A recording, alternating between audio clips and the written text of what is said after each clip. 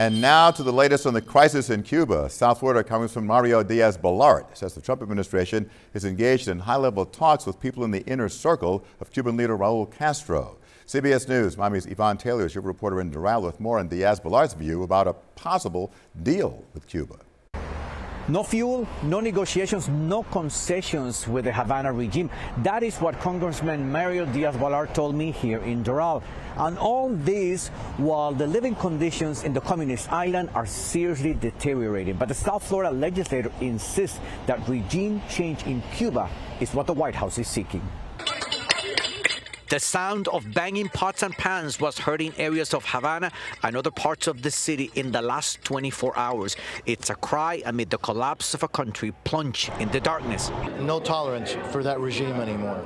In South Florida, Congressman Mario Diaz-Balart is saying economic pressure is not enough. This president, this Secretary of State has said that that regime is not an acceptable option for this hemisphere. And they're taking very important steps to make sure that we have a change finally happening in the island. The congressman is also commenting on a USA Today report which claims the talks between the U.S. and Cuba are more focused on economic changes and not regime change. That article is not accurate. Congressman Mario Diaz-Balart says there's no such thing, no negotiations happening that would allow the Cuban regime to stay in power or the Castro family to stay in the island. Let me be very, very clear about this. The President has said it, the Secretary of State has said it, and I've said it as well.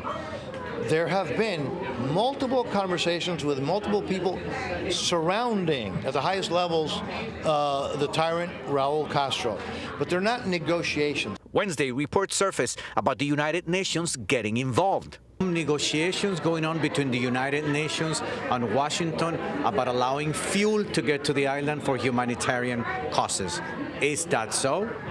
The United Nations, as always, once again, doesn't seem to understand the difference between right and wrong, good and evil. I am convinced, and I've said this before, that the regime in Havana is not going to survive these 3 years remaining in President Trump's second term. And Congressman Diaz-Balart, who echoes regime change in Havana, says that the pattern in Cuba is similar as in Venezuela and Iran, which is conversations to avoid a military action. And that is the reason why he insists that Havana should listen to any advice coming from the White House. We're in Doral. Yvonne Taylor, CBS News, Miami. Yvonne, thank you. And stay with CBS News Miami for the very latest out of Cuba. Check out the Crisis in Cuba section on the front page of CBSMiami.com.